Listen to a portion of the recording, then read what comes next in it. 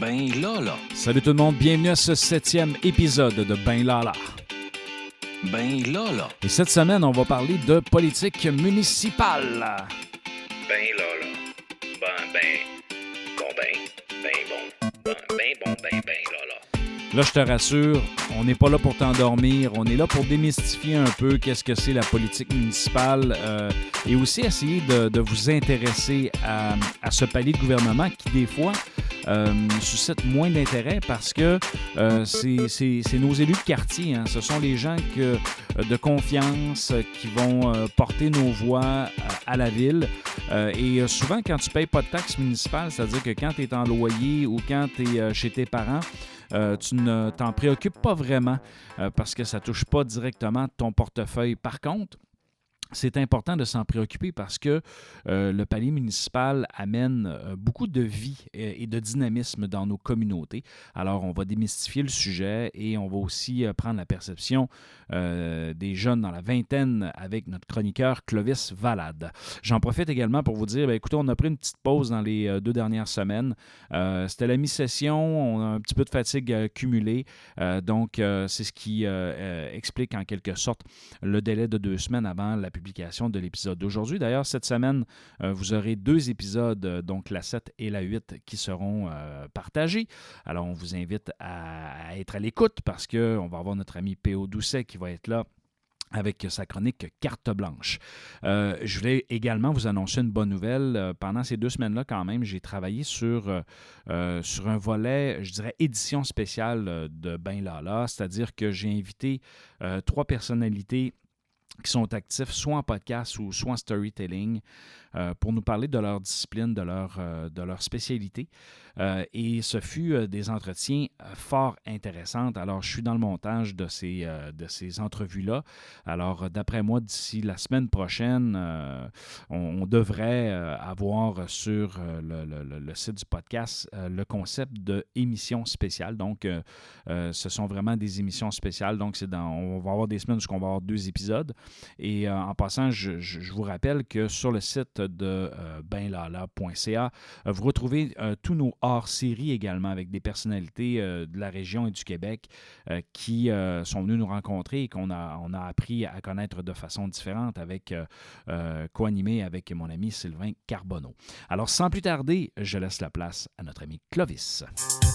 La politique, c'est un sport extrême et il faut un début. Hey, pas peureux. Houston, we have a problem. Pour nous parler de politique et d'implication, Clovis Valade.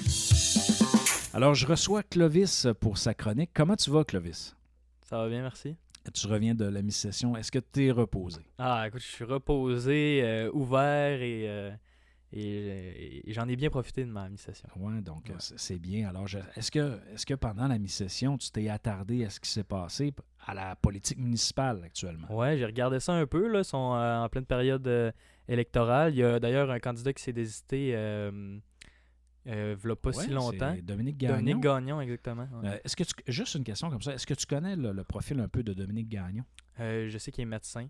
OK. Ouais.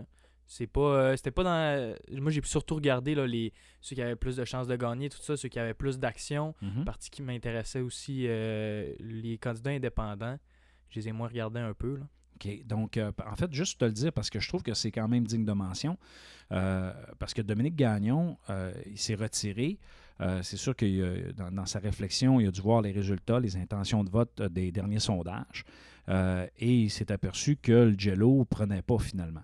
Par contre, pour l'avoir vu travailler, pour avoir eu des discussions avec lui, des discussions politiques, parce qu'on a eu des échanges ensemble à quelques reprises, pas souvent, mais à quelques reprises, c'est un gars qui était organisé, c'est un gars qui avait une grande organisation politique alentour de lui, beaucoup de bénévoles, il y avait des gens qui avaient pris position pour lui. Il y avait un parti aussi avant, je pense, aux dernières Oui, élections municipales. Exactement. Lui, il représentait un parti et il a dissous ce parti puis il a décidé de se présenter comme indépendant.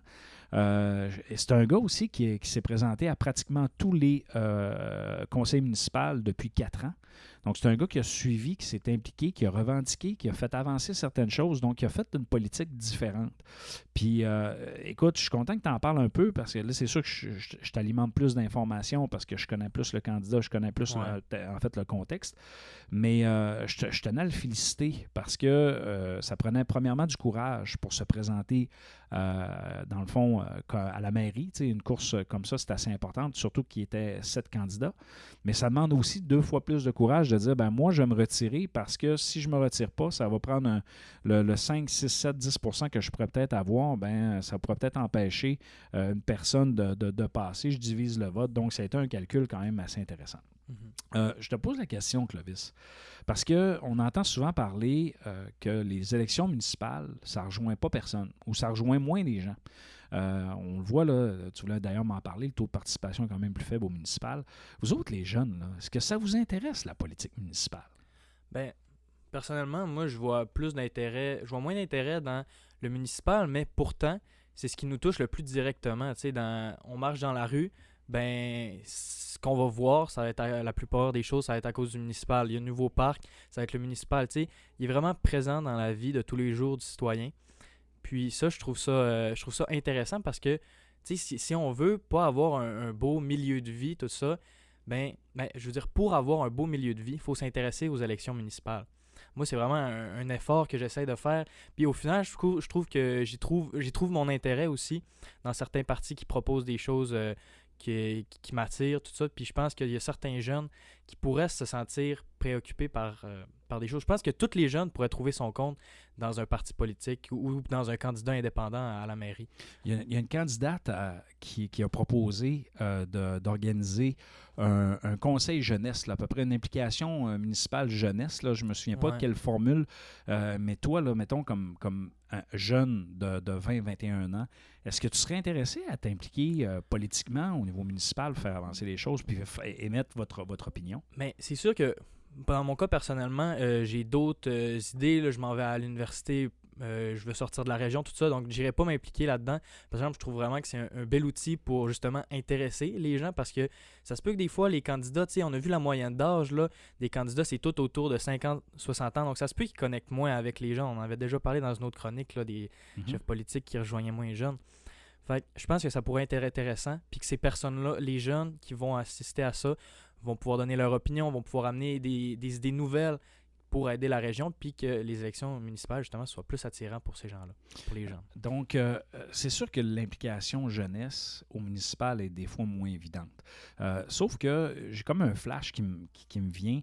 Je ne sais pas si tu te souviens, dans la période du dossier de GNL Québec, où ce que c'était temps, en fait, où ce que le promoteur demandait, en fait, pas le promoteur, mais les gens qui étaient pour le projet demandaient aux municipalités de prendre une résolution, de les appuyer.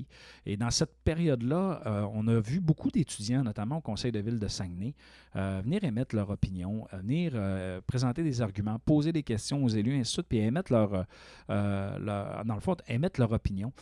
Toi, est-ce que tu trouves que c'est une action démocratique intéressante pour les jeunes, dans le fond, d'exercer ça? Ben oui, vraiment. Puis c'est ça, quand on parle des sujets qui touchent les jeunes et qui vont les intéresser aux affaires municipales, là, c'est sûr, c'est plus un sujet qui est perçu négativement. Puis c'est pour ça que les gens participent à l'outil démocratique municipal, parce qu'ils ne voulaient pas de ce projet-là. Mais par exemple, je suis sûr qu'il pourrait y avoir des projets qui soient plus qui touchent plus à leurs intérêts, l'environnement, l'environnement social, plus d'égalité, tout ça. Je suis sûr que ça pourrait toucher plus de jeunes qui pourraient manifester de l'intérêt avec des projets plus positifs.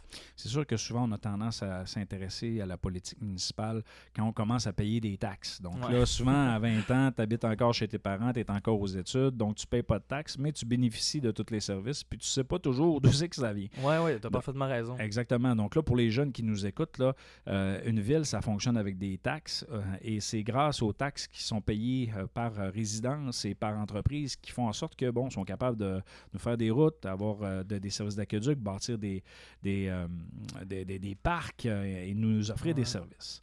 Maintenant, Clovis, tu voulais aborder quel sujet? Mais moi, par rapport à ça, là, le sujet des taxes, il y a une candidate qui est d'ailleurs pour la ville de Saguenay, qui est d'ailleurs au top des sondages pour l'instant. C'est Julie Dufour qui propose dans la prochaine année d'enlever toutes les taxes foncières pour les propriétaires puis les compagnies. En fait, elle les enlève pas, elle les gèle. Par Ouais, contre. c'est ça. Je l'ai pendant un an. Parce que là, il y a une différence. Ouais, parce que ouais, si on les enlève, on enlève Non, tous c'est les vrai. revenus à la ville, ça fait pas. C'est pas pareil. Mais ce que je trouvais intéressant, c'est que j'ai lu sa plateforme, puis elle faisait un parallèle entre le gouvernement du Québec paye 10 milliards pour un tunnel, pour un pont, mais il pourrait peut-être, à la place, venir nous aider dans nos communautés, dans nos villes, puis investir.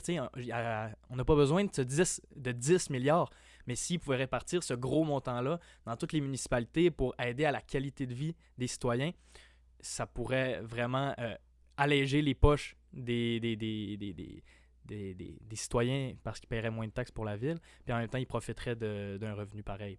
C'est sûr que ce qui arrive aussi, c'est que au municipal, là, quand tu parles de gel de taxes, c'est souvent très populaire parce que quand tu gèles les taxes, ça n'augmente pas, donc c'est de l'argent de plus dans les poches des gens. Donc là, après ça, parce que souvent, ce qui arrive, c'est qu'à Saguenay, les gens, en fait, je dis souvent ce qui arrive, c'est qu'à Saguenay, quand le maire Tremblay a quitté, les gens étaient habitués à avoir soit une faible augmentation ou peu d'augmentation ou pas du tout du compte de taxes. Et là, il y a eu un rattrapage dans les 4 dernières années. Et ça, les gens ont vu une certaine différence. Quoique la différence n'est pas si importante parce que ce qui est dramatique, tu sais quoi? C'est pas le fait qu'il y a eu des augmentations de taxes, c'est que le rôle d'évaluation a baissé. Donc, est-ce que tu sais c'est quoi un rôle d'évaluation? Non. Donc, le rôle d'évaluation, là, essentiellement, pour que je te l'explique, là, c'est que c'est l'évaluation, c'est la valeur foncière qui est établie par bâtiment et par terrain.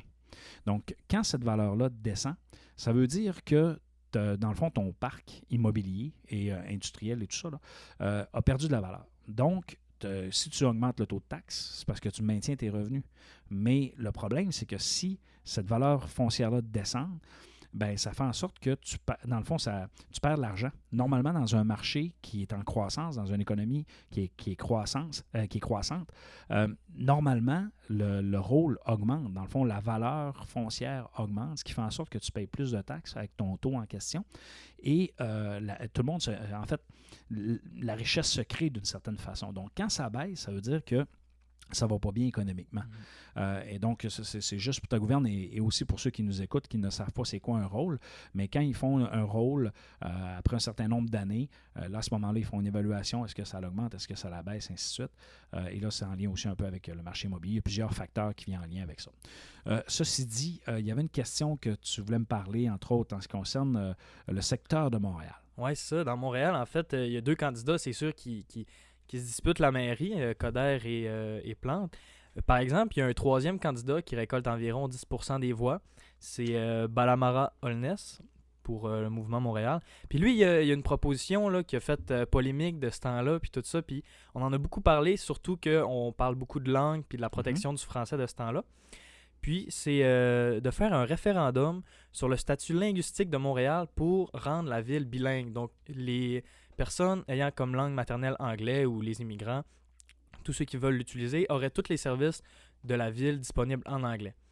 Donc là, ça pose vraiment une grosse question parce qu'on voit que le français est en chute libre à Montréal, puis c'est surtout là qu'est le problème du français au Québec.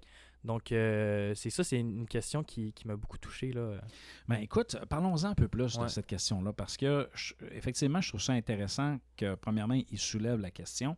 Ça veut dire que le positionnement du français, en fait, l'utilisation du français à Montréal est quand même en retrait, là.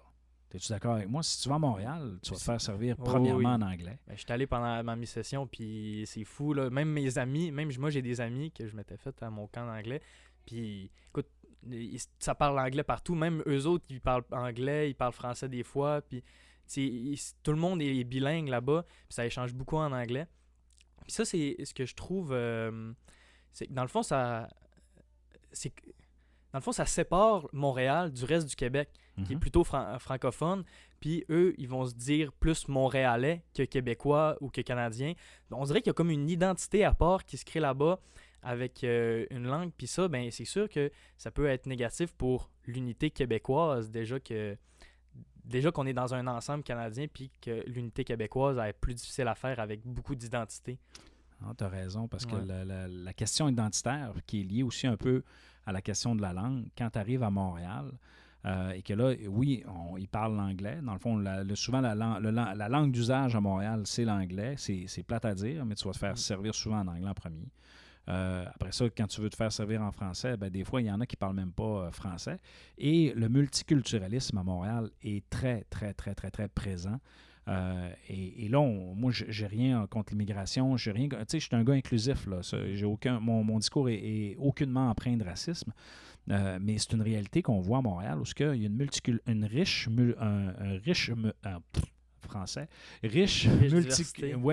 diversité culturelle qui fait en sorte que, il y en a qui vont parler différentes langues et souvent la langue qui va rassembler les échanges va être l'anglais.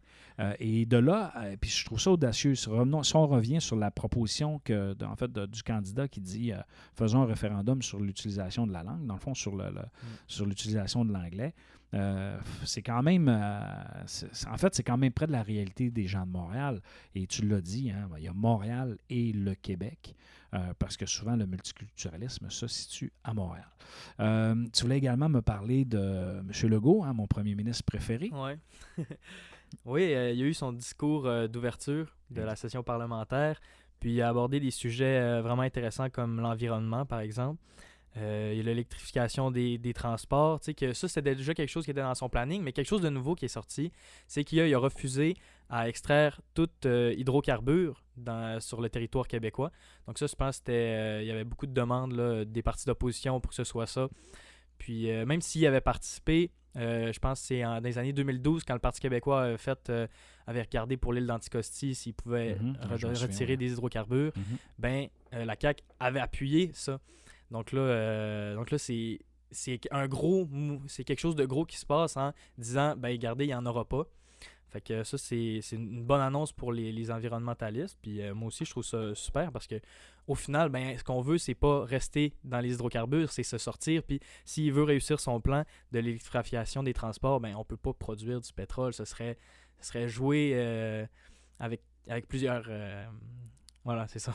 Mais tu sais, la question de l'utilisation du pétrole et de l'utilisation du gaz, il y a quand même souvent deux perceptions. Hein, puis, tu sais, moi, je suis pour l'environnement, sauf que je suis conscient d'une chose, c'est que quand, par exemple, dans l'Ouest, ils bloquent le chemin de fer puis que ça l'empêche d'avoir du gaz naturel ici, et que les entreprises, la majorité des entreprises utilisent cette méthode énergétique-là pour être capable de produire, je me dis que la transition énergétique et ce virage-là, notamment sur l'électricité, elle est loin d'être faite.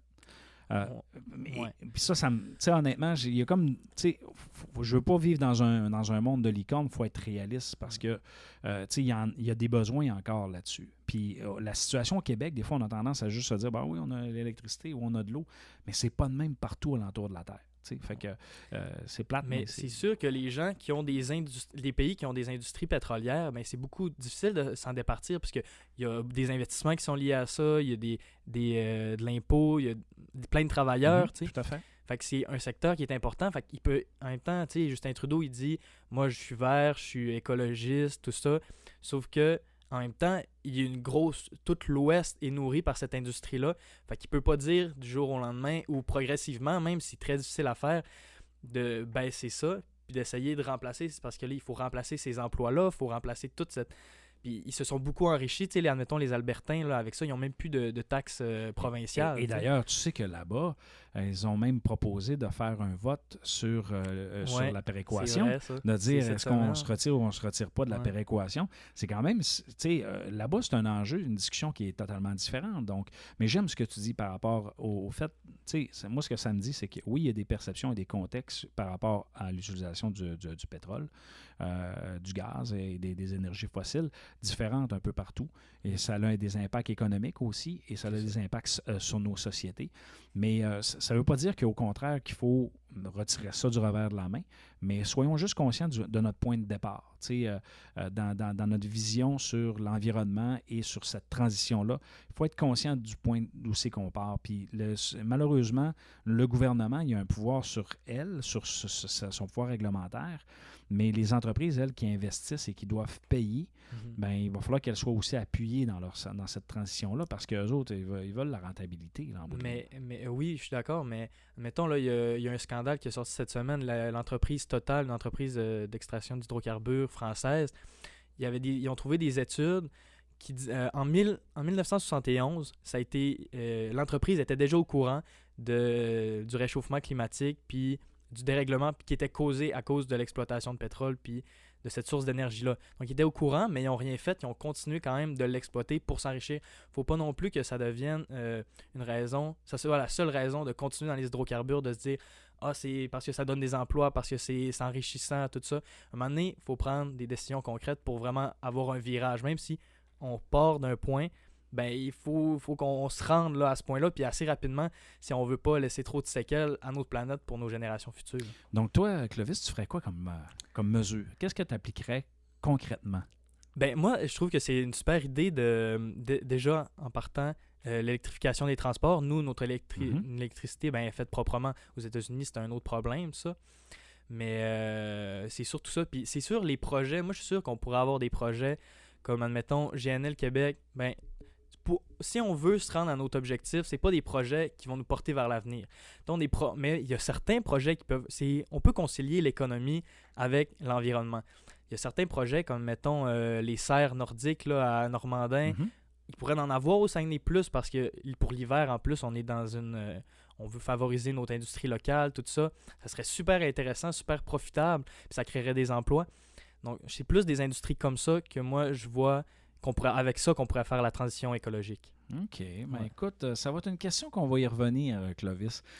C'est plate plaisir que je t'enseigne plus parce que j'aurais pu te faire un devoir en disant, écoute, prépare-moi ton plan de transition énergétique. Il me semble ça... J'aurais aimé ça. D'ailleurs, je pourrais peut-être, si je donne commerce international à l'hiver, je pourrais peut-être travailler là-dessus, en tout cas un travail là-dessus pour voir la perception des étudiants. Écoute, Clovis, on se reparle la semaine prochaine, nous, oui. parce que d'ici le 7 novembre, qui est la date des élections municipales, on va parler un peu plus d'élections.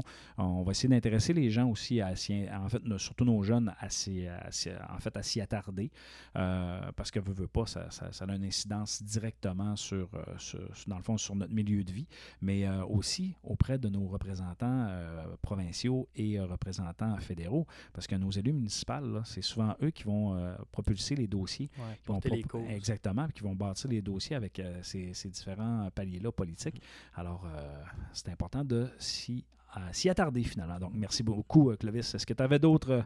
Est-ce que je te laisse le mot de la fin? Ben, merci beaucoup, Benoît. Ça m'a fait plaisir de parler de ça, puis on va en reparler plus en détail avec plus d'informations, puis j'ai hâte. Parfait, good. Alors, c'est ce qui complète notre 7e épisode. Merci d'être présent et d'être à l'écoute. Alors, je vous rappelle que si vous voulez nous suivre sur les réseaux sociaux, c'est Ben Lala Balado. Alors, vous pouvez aller cliquer j'aime sur notre page Facebook. Et vous pouvez également nous suivre sur notre site web www.benlala.ca. Et je vous rappelle qu'on est disponible sur toutes les plateformes. Alors, il me reste qu'à vous dire ciao, ciao!